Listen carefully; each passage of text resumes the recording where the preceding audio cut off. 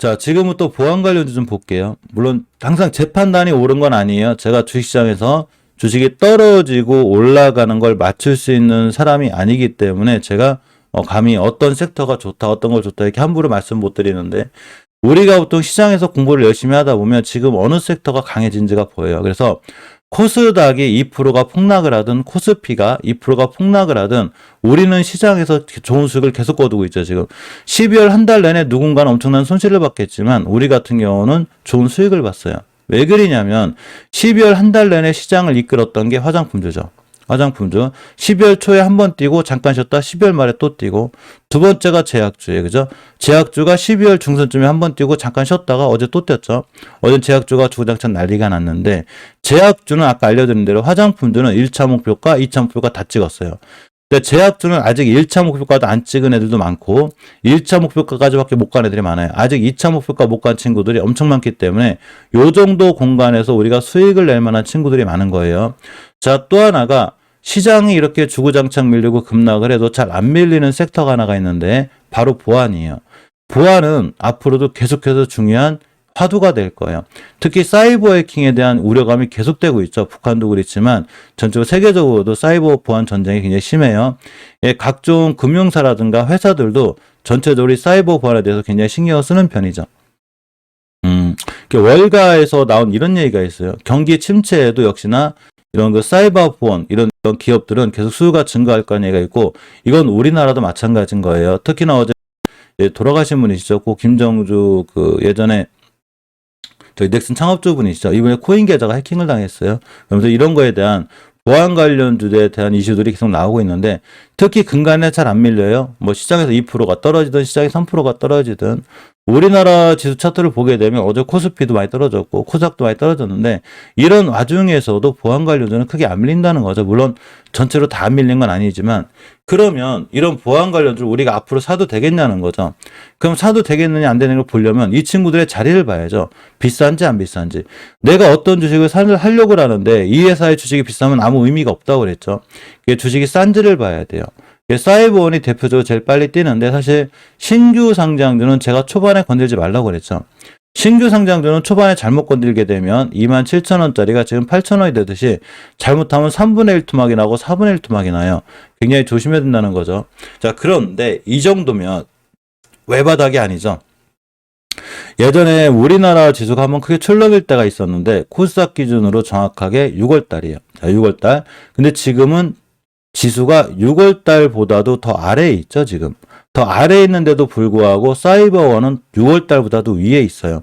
주식이 시장보다는 어느 정도는 잘 버텨준다는 거예요. 자, 주봉에서 보게 돼도 주식을 이해할 때는 지수랑 같이 봐야 되는 거예요. 주식을 알아볼 때 뭐 자기 종목만 열심히 보는 사람이 있어요. 그러면 절대 시장에 성공 못해요. 지수랑 같이 봐야 되는 거예요. 자, 이전 저점 7,900원대만 깨지 않으면 근간의 거래량이 계속 들어오고 있죠. 그죠? 예전에도 크게 터지긴 했지만 지금 다시 들어오고 있고 자꾸 꼬리를 달고 204일선 밑에 있다는 얘기는 이 친구가 흐름이 좋다는 거예요. 따라서 앞으로 이렇게 바닥에 박스권이 있어요. 그러니까 8,000원대 정도만 이탈하지 않으면 사이버원은 다시 한번 뛰락률이 크고 어제 그렇게 시장이 안 좋아도 자기 혼자 12% 갔다 왔죠. 지금. 물론 막판에 시장이 물론 떨어지긴 했는데 앞으로도 다시 돌아나갈 확률이 사실은 생각보다 커요. 단 조건이 저점이 7,900원을 깨지 않는 선상에서 보는 게 맞아요. 자, 아이크래프트를 볼까요? 아이크래프트를 보면 사실은 추세는 깨졌기 때문에 여기도 오고 여기도 오고 여기도 올 수는 있어요. 하지만 내가 주식을 사고자 한 자리가 이런 데가 아니죠. 지금 우하향할 때도 아니에요. 일단은 외바닥에서 턴해주는 분위기인데 여기가 우리나라 코스닥이 400p 정도 떨어질 때 폭락할 때인데 이 정도는 해도 너무 싸다는 거죠. 자, 주봉에서 보게 되면 추세를 깼기 때문에 이번 달 올해 종가상 여기까지 밀릴 수는 있어요. 대신에 2185원만 깨지 않으면 앞전에 아주 의미가 있는 대량 거래가 빵 터졌죠. 이 친구의 대량 거래가 얼마나 좋은 대량 거래냐면 최소한 이 앞에 있는 공간 정도는 다 잡아먹는 대량 거래이기 때문에 의미가 있는 거예요. 즉 의미가 있는 거래에 들어온 거예요. 시장이 떨어져서 이렇게 최저점만 깨지 않으면 최저점 깨도 괜찮아요. 사실은. 근데 다시 뛰어서 돌아나갈 확률이 굉장히 크겠죠. 잘 분할로 모아 나가시면 띠락률이 크다는 얘기인 거예요. 요 분들이 끌어올려 줄 거죠. 자, 그 다음이 K사인입니다. 사실 K사인이 대장주인데 제가 K사인을 언제 잘 보고 있으라 그랬냐면 요때 잘 보고 있으라 그랬어요. 이럴 때. 왜 그러냐면 앞에 대량 거래가 빵 터졌죠, 두 방이. 이때 터진 위치가 월봉에서 바닥권이죠. 아직도 5개선 위에 있고 주봉에서도 지금 우리나라 종목들 중에 20주선 위에 있는 게 많지를 않아요. 20주선 위에 있다는 자체가 이 종목이 흐름과 추세가 굉장히 강하다는 얘기죠. 제가 이 친구를 이 정도쯤에서 모아가신 분들이 어제 좋은 수익이 났을 거예요. 어제 순간 시장이 그렇게 안 좋아도 이 친구도 역시나 14%를 갔다 왔어요. 어제 보안 관련주가 난리가 났다는 얘기인 거예요. 자, 그러면 다시 한번 21선 자리나 이렇게 매물대를 깨지 않는 변곡점 자리를 깨지 않는 자리까지 음봉이 떨어지거나 눌림목을 준다. 다시 매수죠. 이 친구가 어제 그대로 날아갔으면 살 필요가 없는데 너무나 기가 막히게 떨어졌기 때문에 내동매매만 하지 않았다면 또 사도 되죠. 다시 사도 된다는 거예요. 예, 좋은 자리에 있다고 보시면 돼요. 자, 이걸로도 마찬가지로 전혀 안 밀리고 있죠. 월봉에서 위치가 5개선 위에 있는데 그냥 5개선만 안 깨면 되고 주봉에서도 엄연히 20주선을 잘 지켜주고 나가고 있는 상태에서 앞전에 대량 거래가 빵 들어왔죠. 이거 굉장히 큰 거래요. 이게 주식을 또 거래량을 잘 보고 있어야 되는데 저기 300만 주 이상 터진 건데 어마어마하죠. 여기 있는 정도의 물량을 누군가가 바닥에서 쓸어 담았죠. 그죠? 그러니까 이 친구는 지금 관심을 잘 가져야 되는데 시장이 안 좋다 보니까 지지부진하게 흘러갈 수는 있어도 수급일선인 60일선만 깨지 않는 선상에서 매수죠. 그럼 또 뛸 수 있다는 거예요. 그러니까 이분들이 끌어올릴 확률이 크죠. 막 거래량이 터질 때 쫓아가 살려고 하지 말고 거래량이 없을 때 숨어 들어가서 지겨워하지 말고 야 내가 주식 샀으면 3일 만에 상한가를 가야지. 내가 주식 샀으면 원래 5일 만에 상한가가 되는 거 아니야? 어떤 분들은 당일날 상한가 안 간다고 난리 피시는 분도 있어요. 내가 오늘 샀는데 오늘 안 뛴다고 난리가 나. 그건 제가 그러죠. 주식을 도대체 얼마나 잘하길래 오늘 사자마자 내가 산 종목이 날아가야 돼. 그죠? 그런 게 어딨어. 샀으면 일주일도 걸리고 한 달도 걸리고 어쨌든 두 달도 걸리고 그런 거지. 나 정도 되는 사람이 주식을 샀는데 오늘 상한가를 안 가? 물론 우리가 운이 좋아가지고 KPX나 이런 것처럼 사자마자 뭐 20% 가는 경우도 있어요. 근데 그것도 공부를 굉장히 열심히 했기 때문에 그런 거지. 그렇게 생각하시면 안 돼요. 내가 오늘 샀는데 상한가를 안 가. 하루 종일 효과창 보면서 야 내가 샀으면 오늘 상한가 가야 되는 거 아니야? 아니 나 정도로 주식 잘하는 사람이 샀는데 오늘 10% 떼야 되는 거 아니야? 하루 종일 효과창만 봐요. 그러면서 얘만 계속 보고 있어. 째려보고 있어 막. 그럼 내가 오늘 샀으니까 오늘 떼야 돼. 그 안 뛰잖아. 그러니까 3일만 안 뛰면 난리가 나. 야 3일 동안 꼼짝도 안 나. 주식 못해 먹겠어. 도저히. 야 내가 샀는데 일주일 동안 움직이질 않아. 이거 주식 하겠냐 도대체? 아니 주식을 얼마나 잘하길래 도대체 얼마나 잘하길래 세계적인 투자가들도 못하는 일주일 만에 상한가를 가고 막 오늘 샀으면 또 오늘 올라가고 그래야 돼. 3일만 떨어지면 막 추세 깨졌다고 난리가 나요 막. 뭐야 지금 도대체. 그래서 제가 이 얘기를 왜 얘기하냐면 이건 제 주위 사람들도 마찬가지인 거예요. 제 주위 사람 가끔은 막 그러신 분들이 있어요. 이거 종목 괜찮은데 사는 거 어떻게 그러면 야 네가 사라고 샀는데 3일 됐는데 꼼짝도 하냐. 손실도 아니에요. 아니 어떻게 뛰질 않냐 주식이. 그죠? 3일 됐는데 그럼 아니 그래도 뭐 하루 이틀만 10%씩 떼야 되는 거 아니야? 그럼 평생 그냥 주식만 하고 살지 뭐하러 이래.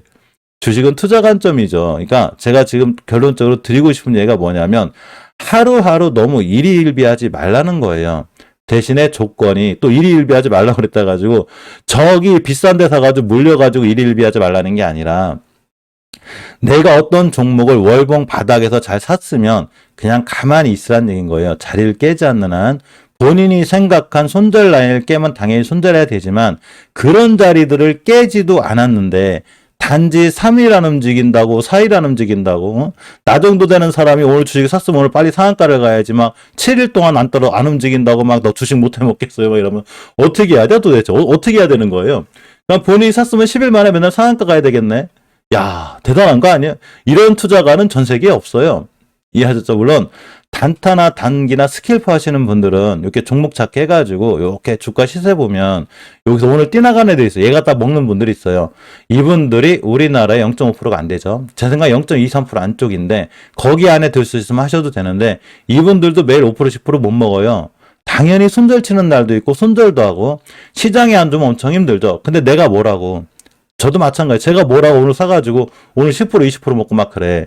근데 실질적으로 또 우리 멤버방에 있으면 우리 또 멤버방에 있는 종목은 또 잘 뛰어야 하루 만에 뛰기도 잘 가요 진짜.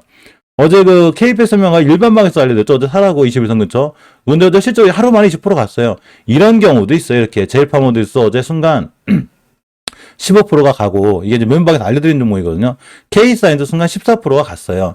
이런 경우도 있어요. 근데 이것도 매일매일 공부를 진짜 열심히 하니까 그나마 확률적으로 가능했던 거지 매일매일 저런 일이 일어나진 않는다는 거죠. 그러니까 제가 결론적으로 드리고 싶은 얘기는 지루함을 잘 버티고 손절 라인이 오지 않는 한 하루 종일 효과창 보면서 힘들어하지 말고 그냥 나가서 친구분들 만나서 커피도 한 잔 먹고 춥다고 너무 실내만 있지 말고 약간 걷기 운동도 좀 하시고 헬스장도 가시고 이렇게 해야지. 내가 오늘 샀으니 50%안 가. 내가 지금 샀는데 10%를 안 가. 아우 지겨워.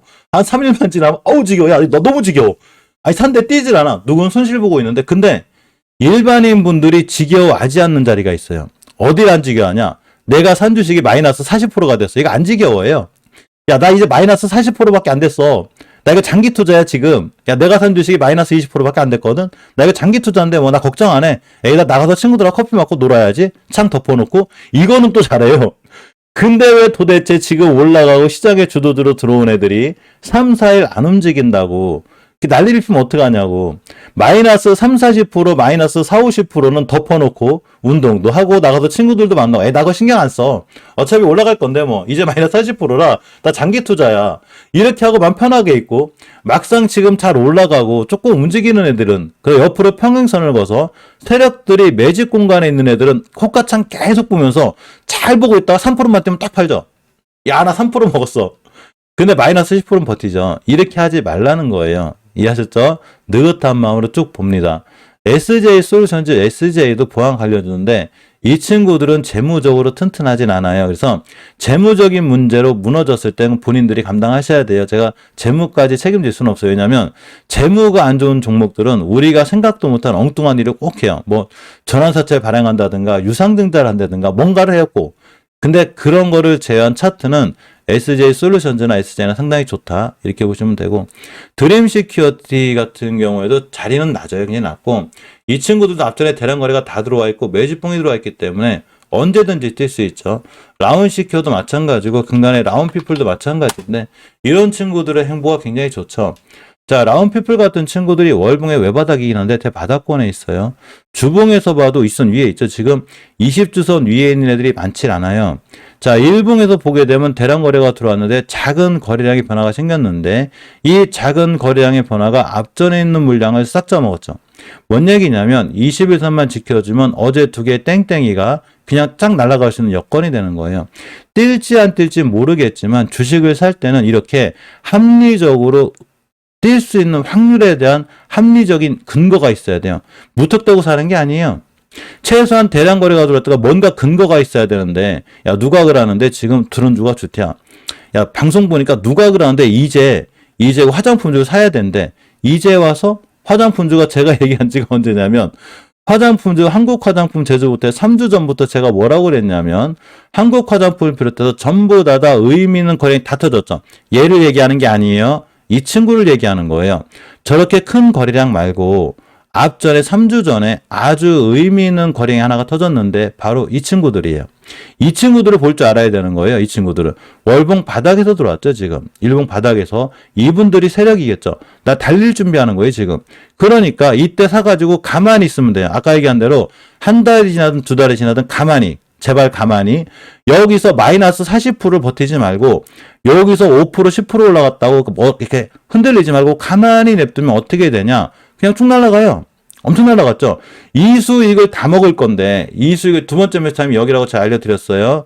몇 번에 다 알려드렸고 이걸 다 먹을 건데 여기서 하루하루 일비하고 이제 3%밖에 못 먹었는데 이렇게 해야 되는데 나 벌써 3%나 먹었어. 야, 나 벌써 15% 먹었어. 얼른 팔아야지. 이걸 다 놓치죠. 제가 이거를 왜 알려드리냐면 월봉에서 바닥에 있을 때 이 바닥주의 위력이죠. 제가 목표가가 20개선이라고 그랬죠. 오버슈팅 나온 거예요 지금. 그러면 이제 와서 누가 그러는데 중국이 이득 코로나인데 화장품도 사야지. 이제 와서 여기서 사라고 할 땐 그렇게 못 사고 있다가 드디어 화장품주 이슈가 뜨고 있죠 지금. 앞으로 중국이 완벽하게 이득 코로나를 할 겁니다. 이제 조정 들어오겠죠 얘네들. 그죠? 그럼 또 고점을 또 물렸죠. 조정권에 사야지. 기다렸다 그죠? 무슨 얘기냐면 지금 보안 관련주가 저는 뛸지 안 뛸지 모르겠지만 최소한 보안 관련 기업들은 앞으로 미래 먹거리이기 때문에 회사가 커지겠죠. 얘네들의 월봉의 위치가 굉장히 낮다는 거예요. 화장품들도 예전에 다 여기 있었어요. 여기 다. 지금 다 여기 갔죠 지금. 나중에 또 K사인의 사이버원 얘네들이 나중에 이런 데 가 있을 때 이제 와서 이제 와서 야, 누가 그래도 보안 관련주 사야 되냐? 야, 지금 해킹이 너무 심하대. 여기서 살아갈 땐 그렇게 못 사고 있고 조금만 뛰면 팔았다가 이제 4,000원 가니까 아이크래프트, 사이버원 이제 막 11,000원 가고 K사인이 2,000원, 2,300원 가니까 이제 와서 여기서 보안 관련주를 얘기하면 안 된다는 거예요. 이해하셨죠?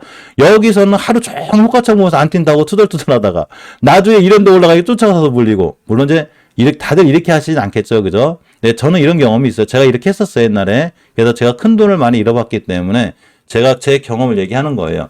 주식은 누가 누구를 가르치는 게 아니에요. 누가 누굴 가르쳐. 그 또 하나가 맞추는 영역이 아니에요. 누가 지수가 올라가고 떨어지는 걸 맞추고 누가 종목이 올라가고 떨어지는 걸 맞춰. 그런 걸 맞추는 게 아니라 내가 주식을 얼마나 싸게 사서 비싸게 팔 수 있는지를 결정을 해주는 거죠. 그냥 이런 거예요. 그냥 만약에 드림시큐리티를 봤어. 드림시큐리티 봤어요. 그럼 드림시큐리티의 월봉 H가 어디예요? 지금 여기죠. 여기. 물론 여기까지 떨어질 수는 있어요. 그건 모르겠지만 분할 매수 그냥 해놔시면 돼요. 이렇게. 내가 주식을 사고자 하는 자리가 이런 데가 아니죠. 지금. 우하향할 때도 아니고 바닥권이잖아. 그런데 의미 있는 대량 거래가 들어왔죠. 지금. 그러니까 사더라도 이런 데를 사야죠. 그죠? 나중에 이런 데서 또 살려고 하지 말고 이렇게 떴을 때 막 4,000원, 5,000원 막 목표가 찍고 있는데 한국 화장품 제조처럼 이런 데 뛰고 하는데 이제 와서 화장품 얘기하는 것처럼 지금 보안주를 사서 나중에 모든 사람이 보안주를 좋다고 할 때 파는 거예요. 야, 좋다. 야, 드디어 보안 관련주가 시장의 중심으로 들어왔어. 그래? 너 해. 나는 그 전에 샀으니까. 화장품주를 미리미리 사놨다가 미리미리 예전에 제가 얘기할 때 화장품 관련주들을 제가 다 옛날에 알려드린 거예요. 이거 토니모리 같은 친구들을 다 이런 데 사놨다가 이런 데 싸게 사놨다가 야 드디어 화장품주가 중국의 위드 코로나로 수혜를 본대. 그래? 그럼 너희들 해. 난 3,600원 샀으니까 이제 좋다. 야 화장품주 드디어 화장품주 날개를 핀대. 이때 파는 거예요. 모든 사람들이 안 좋다고 지금 중국이 뭐 큰일 난 것처럼 했지만 결국 돌아 나갔죠. 그러니까 시장이 안 좋고 많은 사람들이 위험하더라는 지금 샀다가 모든 사람들이 좋다고라는 그때 파는 거예요. 주식은. 이해하셨죠? 이게 가장 기본적인 주식의 원리구나. 이렇게 생각하고 지금 제가 한 얘기를 이렇게 너무 송상규 밑에 또 왜 잔소리 또 왜 하고 있지? 이렇게 생각하지 말고 가만히 한번 주식의 원리를 생각해 보면 생각보다 쉬워요.